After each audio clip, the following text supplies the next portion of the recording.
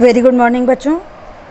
हिंदी की कक्षा में आज मैं आपको पढ़ाऊंगी आरओ पाठ्य पुस्तक में से एक कविता जिसका शीर्षक है घर की याद और जिसे लिखा है भवानी प्रसाद मिश्र ने। तो इससे पहले मैं घर की याद कविता आपको पढ़ाना शुरू करूं, बहुत संक्षिप्त परिचय देती हूं कवि का।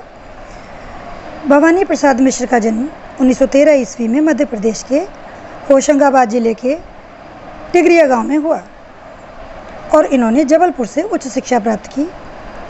हिंदी, इंग्लिश और संस्कृत भाषाओं पर इनका पूर्ण अधिकार था और ये पेशे से एक शिक्षक थे। कल्पना पत्रिका, आकाशवाणी व गांधी जी की कई संस्थाओं से जुड़े रहे। इनकी कविताओं में सतपुड़ा अंचल, मालवा आदि क्षेत्रों का प्राकृतिक वैभव मिलता है। इन्हें साहित्य अकादमी, मध्य प्रदेश शासन का शिखर सम्मान, दिल्ली प्रशासन का गाली पुरस्कार से सम्मानित किया गया। इनकी साहित्य व समाज सेवा के मद्देनज़र भारत सरकार ने भी इन्हें पद्मश्री से अलंकृत किया और इनकी मृत्यु 1985 ईस्वी में हुई। इनकी कुछ फेमस जो प्रसिद्ध रचनाएं हैं उनमें हैं सतपुड़ा के जंगल, सन्नाटा, गीत फरोश, चकित है दुख, बुनी हुई रस्सी, खुशबू के शिलालेख, अनाम तुम आते हो, इदम नमम आदि। गीत फरोश इनका पहला काव्य संकलन है। गांधी पंचशती की कविताओं में कवि ने गांधी जी को श्रद्धांजलि अर्पित की है। अब मैं इनकी काव्य विशेषताओं की बात करूं तो इनका व्यक्तित्व की तरह से इनका काव्य भी बहुत सरल है। ये कविता साहित्य और राष्ट्रीय आंदोलन के प्रमुख कवियों में से एक हैं। गांधीवाद में इनका अखंड विश्वास था। इन्होंने गांधी वाङ्मय के हिंदी खंडों का संपादन कर कविता और गांधी जी के बीच सेतु का काम किया है। इनकी कविता हिंदी की सहज लय की कविता है। इस सहजता का संबंध गांधी के चरखे की लय से भी जुड़ता है, इसलिए इन्हें कविता का गांधी भी कहा गया है। इनकी कविताओं में बोलचाल के गद्यात्मक से लगते वाक्य विन्यास को ही कविता में बदल देने की अद्भुत क्षमता है। इसी कारण इनकी कविता सहज और लोक के करीब है। ठीक है, तो अब हम आपको इस कविता के सारांश के बारे में बताएंगे। जैसे कि शीर्षक है घर की याद, यानी इसमें भवानी प्रसाद मिश्र ने अपने घर को याद किया है।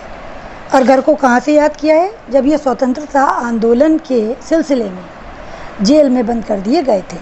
जैसा कि आपको पता ही है कि स्वतंत्रता जो सेनानी होते थे उनको ये अंग्रेज पकड़ करके जेल में डाल दिया करते थे और ये लोग देश के लिए अपना आंदोलन करते थे। तो बेटा ऐसा नहीं है कि वहाँ पर जाके इनको कोई प्रॉब्लम नहीं होती थी। ये भी एक व्यक्ति होते हैं, इंसान होते हैं, इनका भी मन होता है और इन्हें भी अपने घर से बिछुड़ करके दुख प्राप्त होता है। तो इस पूरी कविता में एक स्वतंत्रता सेनानी के दुख को व्यक्त किया गया है कि किस तरह से जेल में रहकर एक स्वतंत्रता सेनानी जो है वो दुखी होता है, अपने घर को, अपने परिवार को याद किया करता है। और दूसरी बात क्या है कि यहाँ पर एक जो घर होता है, जो घर का कॉन्सेप्ट है उसको भी उठाया गया है। यानी लेखक ने, कवि ने ये भी कहा है कि किस तरीके से एक घर का एक व्यक्ति के लिए महत्व होता है। ठीक है, अब मैं आपको पहला पद उठा करके इसकी व्याख्या शुरू करूँगी। देखो, लिखा है आज पानी गिर रहा है, बहुत पानी गिर रहा है, रात भर गिरता रहा है, प्राण मन गिरता रहा है। बहुत पानी गिर रहा है, घर नज़र में तिर रहा है, घर की मुझसे दूर है जो, घर खुशी का पूर है जो। इसमें पूरी लाइनों में इन्होंने क्या किया है, एक तो बरसात का वर्णन किया है कि जेल में जिस समय ये भवानी प्रसाद मिश्र हैं तो वहाँ पर क्या हो रहा है, बारिश की ऋतु है और पानी बरस रहा है। तो जेल में से इन्होंने जब पानी बरसते हुए देखा तो उस अवस्था में, उस सन्नाटे में पानी बरसते समय इन्हें अपने घर की याद आ गई और इनकी आंखों से भी आंसू गिरने लगे। तो पानी गिरने को हम दोनों अर्थों में ले सकते हैं कि कभी रो रहा है, उसकी आंखों से पानी गिर रहा है और उसे अपनी सारी स्मृतियाँ याद आ रही हैं घर की। और दूसरा, बाहर मौसम जो है, ऋतु है, वो बारिश की है और उस बारिश की ऋतु में उसे अपना घर याद आ रहा है। तो देखो, ये तो सीधी सी हो गई दो लाइनें। आज पानी गिर रहा है, बहुत पानी गिर रहा है, रात भर गिरता रहा है, यानी एक लंबा जो है ड्यूरेशन से बारिश हो रही है। प्राण मन गिरता रहा है, प्राण मन अपनी आत्मा को कहते हैं, अपने हृदय को कहते हैं। गिरता रहा है माने घुटन सी हो रही है उसमें कि मेरा जो अंदर का मन है और जो हमारे प्राण होते हैं इसमें कैसी एक बेचैनी सी है, एक घोट सा है। ठीक है, ये पानी ऐसा लग रहा है कि मेरी पूरी आत्मा पर ही गिर रहा है।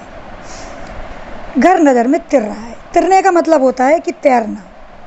अब नज़र में यानी कल्पनाओं के ज़रिए जो घर है वो उसकी नज़रों में, लेखक की नज़रों में, कवि की नज़रों में तैर रहा है।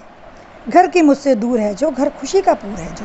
उसने कहा वो घर जो कि मुझसे इस समय दूर है, और खुशी का पूर मतलब खुशी का एक भंडार कह सकते हो जिसको, कि ऐसा घर जिससे मुझे खुशियाँ मिलती थी, खुशी का भंडार है, वो मुझसे दूर है। अब घर की थोड़ी सी वो और बताता है। घर में 4 भाई, यानी ऐसा घर मेरा कि जिसमें 4 भाई हैं। मायके में बहन आई, और जो उसकी सिस्टर है जिसकी शादी हो चुकी है वो भी इस समय उसके घर मायके में अपने आई हुई है। बहन आई बाप के घर, हाय रे परिताप के घर। वो कहता है कि इस समय जो बहन है वो आई तो अपने पिता के घर है, लेकिन परिताप कहते हैं दुख को।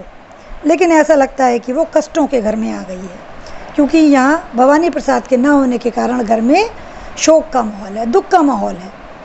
और बहन को भी अच्छा नहीं लग रहा है कि उसका भाई जेल में बंद है। तो ऐसा नहीं लग रहा कि जो वो क्या कहते हैं आई है अपने घर में तो खुश होगी, बड़ा दुखी फील कर रही होगी वो भी। घर में सब जुड़े हैं, सबकी कब इतने जुड़े हैं।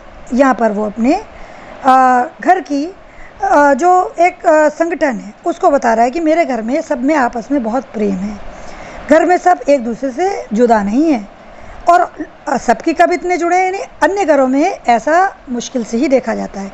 यानी वो कह देना चाहता है कि मेरे घर में एक दूसरे से बहुत प्रेम है।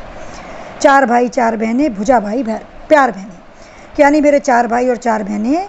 जो भाई हैं वो भुजा के यानी बाहों के समान हैं, और जो बहनें हैं वो प्यार के समान हैं। यानी यहाँ पर वो कह देता है कि मेरा घर इतना ज़्यादा जॉइंट है, इतना ज़्यादा इमोशनली एक दूसरे से अटैच्ड है कि एक मेरे बिना वहाँ पर सारे ही परेशान हो रहे हैं। तो इस वीडियो में मैं आपको पहला ही पद पढ़ाऊँगी, बाकी मैं अन्य वीडियोज़ में आपको इसके बाकी के पद पढ़ाऊँगी जब तक आप इसको पढ़ेंगे।